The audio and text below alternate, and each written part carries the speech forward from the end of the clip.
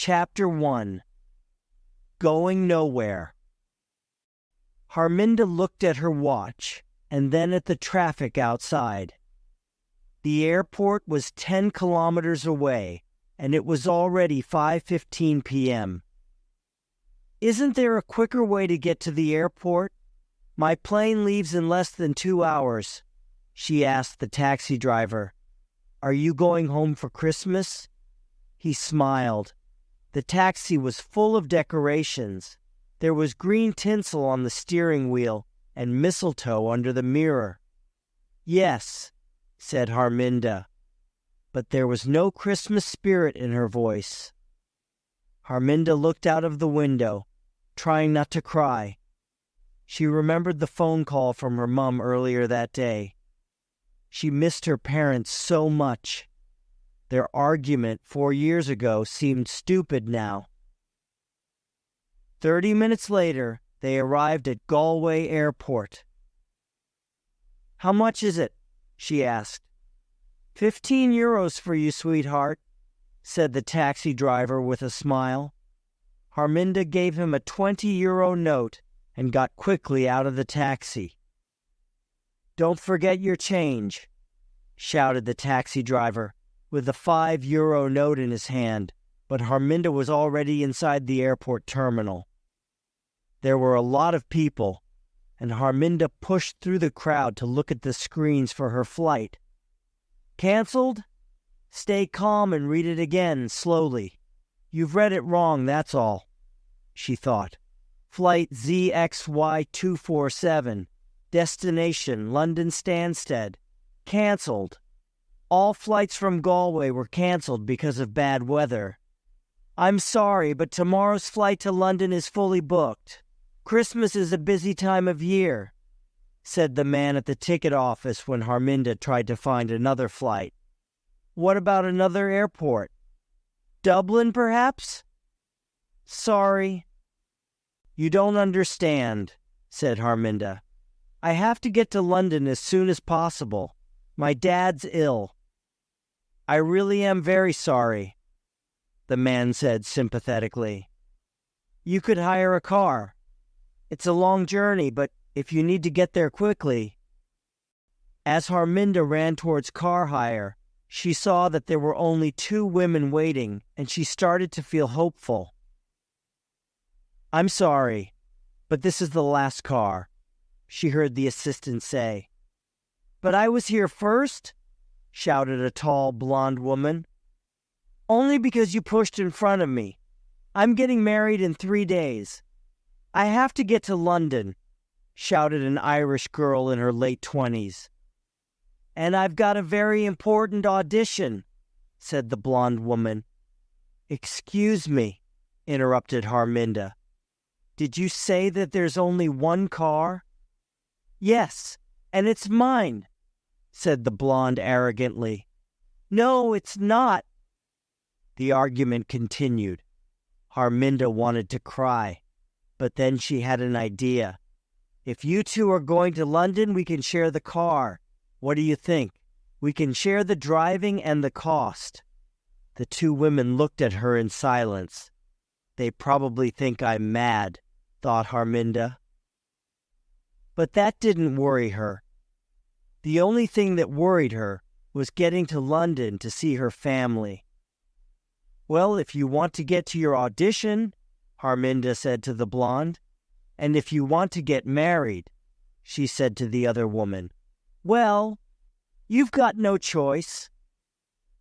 Harminda was speaking angrily, and after a moment, the 2 women reluctantly agreed.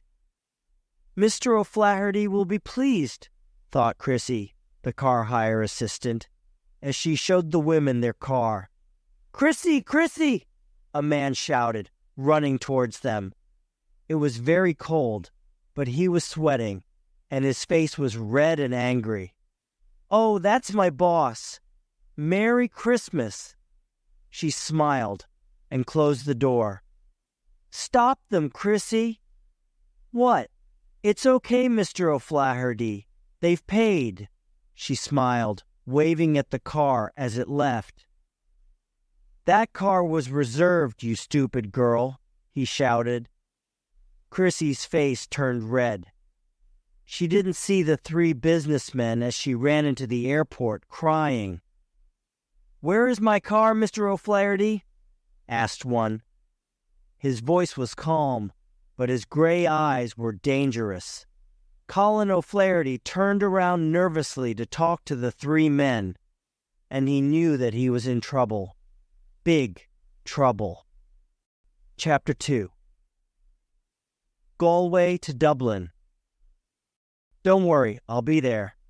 I love you too," said Shauna, the Irish girl. She was on the phone. "Was that your fiancé?" asked Harminda when Shauna finished speaking. "Yes," she replied with a smile. "And you're getting married on Christmas Eve. That's so romantic." "I know. Graham is romantic," she said. She took a photo from her purse and gave it to Harminda. It was obvious that she loved him very much. "He even proposed on Valentine's Day." "Original," said Vanessa sarcastically. "What is your problem?" replied Shauna, angry at the blonde woman's sarcastic reply. "I'm not the one with the problem. I'm not the one getting married. Thank God.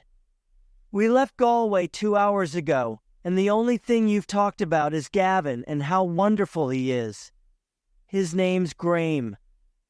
Graham, Gavin, whatever. So he's romantic? After 6 months of marriage, it won't be romantic when you have to wash his dirty clothes every week." "Vanessa, that's a horrible thing to say," said Harminda. "Have you never been in love?" For a moment, Vanessa's eyes went dark. "Love is for idiots," she said in a low voice. Shauna touched the small diamond engagement ring on her left hand and looked out of the window, trying not to cry. She loved Graham and he loved her, and on Christmas Eve, she was going to marry him. "Don't listen to her, Shauna," said Harminda. Shauna liked Harminda. She only looked about 22, but she seemed a lot older. At last, thought Shauna when she saw a sign for Dublin port. But Harminda didn't slow down. She was arguing with Vanessa, and she didn't see it. "Harminda, the port. You've just missed the exit," said Shauna. "What? Are you sure?" "Brilliant. This is all your fault," I shouted Vanessa at Shauna. "My fault. Why is it my fault? Oh, don't start all that again. I'll turn off at the next exit and we'll come back," said Harminda. But then the cars in front began to slow down and stop. "That's all we need. A traffic jam," said Vanessa. "We'll never get there in time now." When they eventually arrived at the ferry terminal, it was late. There were no cars or passengers waiting, only a security guard. "Where do we go to get the ferry for Holyhead?" Shauna asked him. The security guard pointed behind him at the ferry, which was already sailing away from the port. "No," they said at the same time. "The next ferry is tomorrow morning at 10 to 7, said the guard. "This is all your fault," shouted Vanessa. "Oh, shut up!" Shauna and Harminda shouted back. Luckily, they found a small hotel. They started to relax as they began to take their bags out of the car in the hotel garage. "Don't forget your briefcase," Harminda said to Vanessa. She was pointing at a dark brown, expensive leather briefcase. "It's not mine," Vanessa said, pulling it from the car. It was quite heavy. "Shauna, is it yours?" "No." "And it's not mine," said Harminda. "So it was already in the car when we left the airport. Somebody has obviously forgotten it." "What do you think is inside?" said Vanessa. And for the first time that day, she smiled. Chapter 3.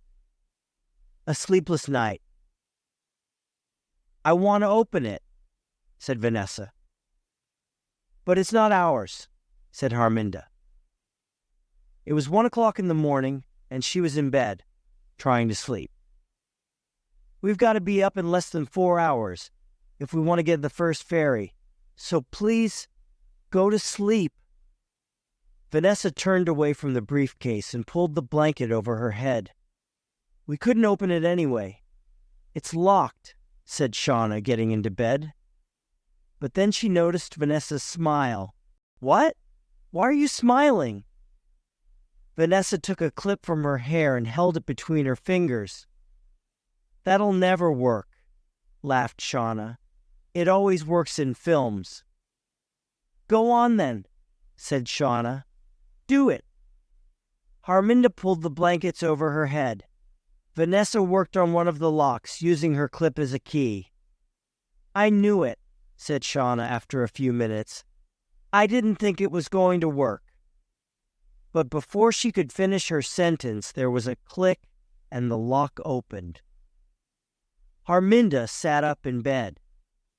This didn't seem the right thing to do, but now it was open. She wanted to know what was inside. Vanessa soon opened the other lock. Slowly she opened the briefcase. Her eyes became big and round when she saw what was inside. Harminda watched their shocked faces. What's in it? Show me. Vanessa turned the case towards her. The briefcase was full of money. After a few moments, Harminda said, There are hundreds of thousands of euros here. She laughed nervously. I've never seen so much money. There's only one thing we can do now. What are you doing? Vanessa said when she saw Harminda with her mobile phone in her hand. I'm going to phone the police. You can't do that. Do you realize what a difference this money could make to our lives? But it's not ours. We don't know whose it is. There's no label, no name. Tell her, Shauna. Shauna, you know we have to go to the police, don't you? Said Harminda. I don't know. My fiancé and I really want a honeymoon. We could go anywhere in the world with this money. The Maldives, the Caribbean, New York, San Francisco, anywhere. At the moment, we're going to stay in my parents' caravan. Shauna looked into Harminda's eyes. We've never had a holiday together. I'm sorry, Harminda. Vanessa held Harminda's hands. Her voice was soft and kind, and Harminda remembered that she was an actress. You said your dad's ill. Think about it. With this money, you could pay for the best doctors. Harminda's phone started to ring. Slowly, Harminda picked it up and answered. Hello. Oh, hello, Mum. How's Dad? When the phone call finished 10 minutes later, her cheeks were wet with tears. What is it, Harminda? Asked Shauna. My dad. He's got worse. They're not sure if he will survive. Vanessa closed the briefcase. Well then, you need to get there quickly. If we go to the police now, they'll ask us questions for hours. Okay, said Harminda quietly. Maybe not until tomorrow, continued Vanessa. I said okay. We won't go to the police now, but when we get to London, after I've seen my dad, then we'll go. Do you all agree? Shauna nodded reluctantly, but Vanessa only said, Let's get a few hours sleep now. We don't want to miss the next ferry. This time they arrived early and waited in the car.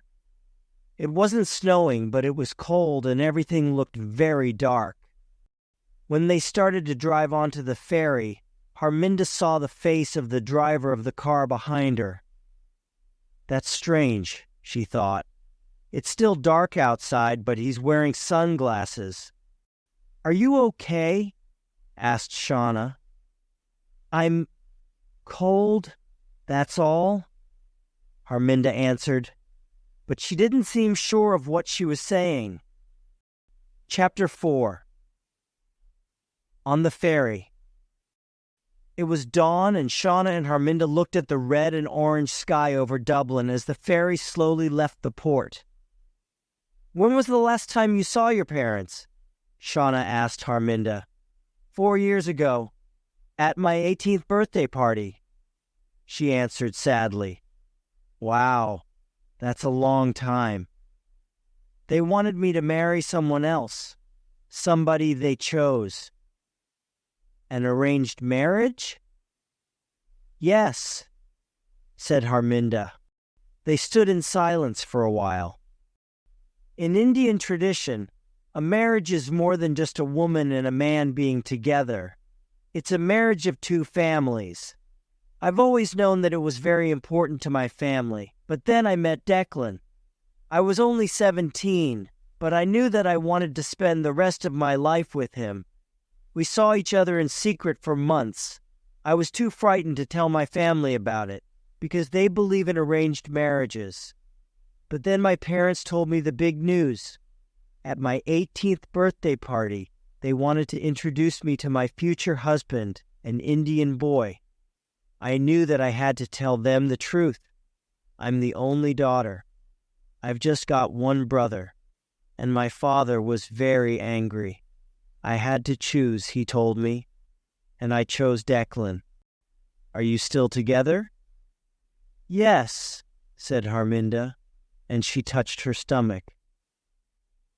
"Are you pregnant?" Shauna asked with a smile. "Yes. I only got the news last week." She laughed. "You're the only other person that knows. I haven't told Declan yet. I'm sure that when your dad knows, he'll be happy too." "Maybe." 3 hours later, they were in England. Harminda drove fast. They had to drive for another 6 hours before they arrived in London. After a few miles, Harminda noticed that Vanessa was looking over her shoulder. "What's wrong, Vanessa?" "Nothing," she said. "Can't you drive faster?" "I'm already driving over the speed limit." "Why?" "No reason. It's only... I don't want to frighten anyone. But I think somebody's following us. There's a dark blue car behind us. It's been there since we got on the ferry at Dublin." Harminda looked in the mirror. Her heart began to beat faster when she saw the sunglasses. Suddenly, they heard a horn. Harminda looked back at the road and saw that an enormous lorry was coming directly towards them. She turned the steering wheel to the right and pushed her foot down hard on the brake, but the lorry was getting nearer. The car seemed out of control. Someone screamed, but then the lorry passed by them. The car slowed down, and Harminda's body relaxed. Suddenly there was a loud noise. The three women all turned around. They saw the lorry crashing into the car that was following them. Chapter 5. The Road to London. They drove the rest of the journey in silence. 3 hours later, when they stopped to get petrol, they were still nervous. "I need to get some air," Vanessa said, getting out of the car. "Are you coming too, Shauna?" Shauna shook her head. Vanessa didn't want to go anywhere by herself. She turned to Harminda. "What about you?" she asked. "I want to leave as soon as I've filled the car up with petrol," said Harminda. Vanessa felt stupid for being so nervous, but she couldn't stop herself. In the toilets, she looked at herself in the mirror and laughed. She looked terrible. Without makeup, she looked older than 35, but she was alive. When Ben left her for her best friend, she was only 25 with the lead role in a musical that was going to take her all over the world. But she gave it all up because she loved him, and she didn't want to be away from him. In the end, he left her anyway. There were other boyfriends, but for the last 10 years, She never really loved anyone else because she never wanted to be hurt again. She was never afraid of anything because there was nothing left to lose. Until today. Now, after the crash, things were different. Vanessa wanted to live. She wanted to change.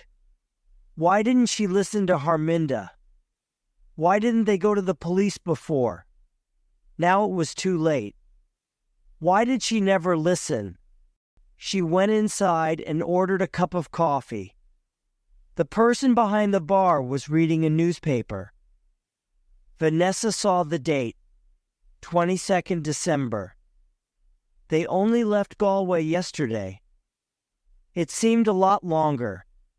There was a small television on the wall over the bar. The news was on. A body was found in the car park of Galway Airport, Ireland, in the early hours of this morning. 33-year-old Colin O'Flaherty, manager of a car hire at Galway Airport, was shot in the chest. The police believe the killing was related to drug trafficking. "It's terrible, isn't it?" said the barman, passing Vanessa her glass of water. Vanessa realized that she was staring at the television. Her face was white, her mouth open. "It's in the newspapers. Look." He passed her the newspaper. "Family man killed in drug shooting," said the headline. In the center of the page, there was a photo of Colin O'Flaherty on holiday with his 3-year-old son. They were obviously on a boat, and Colin was holding a very big fish. They looked so happy. Vanessa felt sick. She looked back at the television. A young woman was crying. At the bottom of the screen, Vanessa read, "Mrs. Moira O'Flaherty, Mr. O'Flaherty's wife. If anyone knows anything at all, please, for my little boy, please contact the police." Her voice sounded more and more desperate. Vanessa felt like the woman was talking directly to her. Anything at all. Please. Vanessa couldn't hear anymore. She ran from the bar, still holding the newspaper in her left hand. Chapter 6. At the hospital. "Go on." "We'll wait here for you," said Shauna. "But what if they come back? You saw that accident. We'll be all right for a couple of hours," insisted Vanessa. Harminda looked nervously at the hospital. She took a deep breath and got out of the car. "I'll be as quick as I can, but this is my mobile number, if you need me." She quickly wrote it down and gave it to Shauna. Inside the hospital, Harminda took the lift to the 9th floor. When the doors opened, her little brother was waiting for her. But he wasn't so little anymore. The last time she saw him, he was 9 years old, a child. Now he was 13, and he was a lot taller than Harminda. There were so many things she wanted to ask him, but she could only say his name. "Parindra? What is she doing here?" Her father's voice interrupted them. He was seriously ill, but his voice was still strong. "Mina, did you ask her to come here?" Mina, Harminda's mother, looked elegant in a red silk sari. When she saw her daughter, there were tears of happiness in her eyes. "Dad? Oh, Dad, I've missed you so much." Harminda ran towards him. His face was gray. His hair was thinner than she remembered, and he looked old and weak. But his eyes were angry, just like they were 4 years ago. "I don't want you here. You made your decision. Please leave." Harminda touched his hand, but he closed his eyes and turned away from her. "But I've come from Ireland. Dad, please listen to me. Dad!" she shouted as they took him into the operating room on a trolley, Mina and Parindra next to him. "I love you, Dad," she said. But he was gone. She was alone in the long white corridor. She sat down, put her head in her hands and cried. All her hopes of a happy reunion were gone. It was not going to be easy for him to meet her again. Harminda knew that. But she didn't think it was going to be this difficult. Why didn't he understand that she never wanted to choose? Why couldn't he see that she was still his daughter, still his little girl? Why couldn't he see that she still needed her dad, even if she loved Declan? When she couldn't cry anymore, she stood up and decided to go with Shauna and Vanessa to the police station. Later on, I'll come back, and I won't leave until he understands, she thought as she went outside. When she got to the car park, the car was there, but there was no Shauna and Vanessa, and there was no briefcase full of money. Chapter 7. Danger Money. Shauna and Vanessa were in the back of the car. Their hands were tied. They were very frightened as they tried to listen to the conversation of the two men in front of them. "What are you going to do with your 10% of the money, Steve?" "I'd like to go on a nice holiday, somewhere hot. What about you?" Vanessa looked at the two men. She had to concentrate. She had to think of a plan, and she needed to think quickly. But she could only think of one thing: Colin O'Flaherty's 3-year-old son. While they were waiting for Harminda outside the hospital, these two men came up to them. They were smiling and seemed nice when they asked for directions to King's Cross Station. But when Shauna was pointing the best way to them, the two men pushed them both into their car. They wanted the briefcase. "Did you see that crash between the lorry and the car with the plainclothes police?" laughed Steve. He saw the way Vanessa and Shauna looked at each other, suddenly realizing the truth.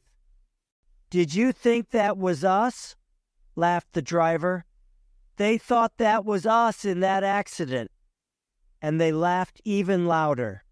Just then, their telephone rang. The driver answered the call. "Yes, boss." "Okay. The old building in East London. Of course we've got the money. We're not stupid. And the two ladies?" "No, there were only two." "What do you mean? There's another one?" "You'll have to go and get her." Vanessa knew then what she had to do. Carefully, she pulled her mobile phone from her coat pocket and started to write a text message. "You are in danger.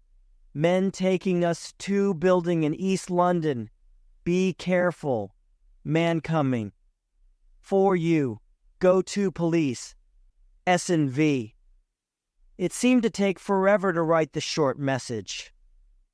She took out the piece of paper with Harminda's number on it and typed 3547812330.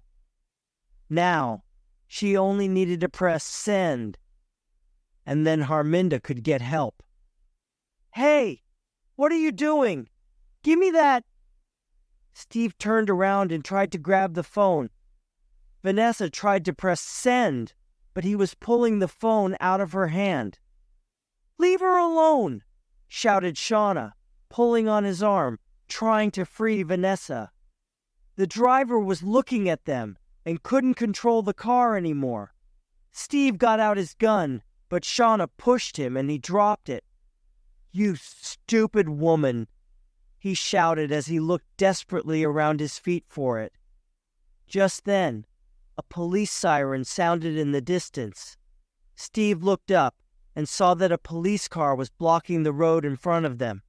Its blue light was bright in the dark evening. The driver pushed his foot down hard on the brake. Shauna realized with horror that they were going straight for it. Too fast. The car began to move from side to side, dangerously out of control. Vanessa screamed. Shauna held her breath, ready for the crash. She closed her eyes, waiting. Her body went quickly forwards and then back. But there was no crash. When she was sure that the car wasn't moving anymore, she slowly opened her eyes. The car was just a few centimeters from a police car. Suddenly, a lot of policemen were all around the car, and Shauna could finally breathe. Their nightmare was over. Chapter 8. Harminda Alone. I'm sure they think I'm really stupid, thought Harminda, and I am, because I believed them. Spend time with your dad before his operation, they said. They weren't worried about me spending time with Dad. The only thing they wanted was enough time to escape with the money. Vanessa didn't want to go to the police. She said that very clearly. But Shauna was different. At least Harminda thought Shauna was different. She thought that after all this was over, they could be friends. But now she didn't know what to think anymore. Maybe they've gone to get a drink or something to eat, thought Harminda. But she knew the truth. Without Harminda there to stop her, Vanessa probably talked to Shauna about all the places Shauna could go on her honeymoon. They could share the money. Half each, 50-50. That was enough to go on honeymoon for over 3 months. Harminda could hear Vanessa. It was so easy to believe her. She was the perfect actress. "Excuse me," said a gentle voice, making Harminda jump. "Sorry, I didn't want to frighten you."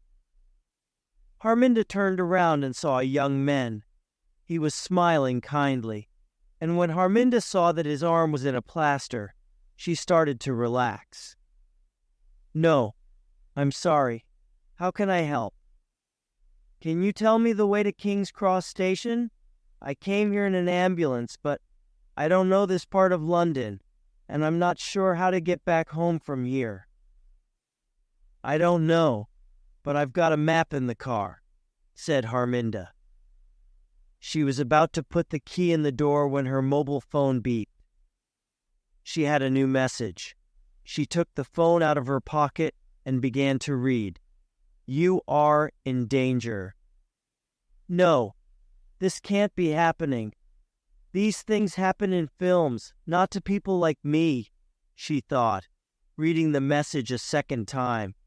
She looked up slowly at the reflection of the man in the car window. For a moment, she couldn't believe what she saw. She was too frightened to breathe. He was taking off the plaster. It was fake. He didn't have a broken arm. He was taking something out of his jacket. Then Harminda realized what it was. He was pulling out a gun. Chapter 9. Back together. "Just a minute," said Harminda. She looked around, careful not to alarm the gunman, but the car park was dark and empty. There was nobody to ask for help. In the glass of the car window, she saw him raise the gun. Without thinking, she turned around and surprised him with a powerful kick. The man fell back. The gun dropped to the floor and went under the car. His head hit the side of the car, and he fell to the ground. Harminda didn't wait for him to wake up. She quickly dialed the number of the emergency services, 999. Every second seemed like a year as she listened to the ringing. Then a woman's voice answered, "Emergency services. Which service do you require? Police, ambulance, or fire?"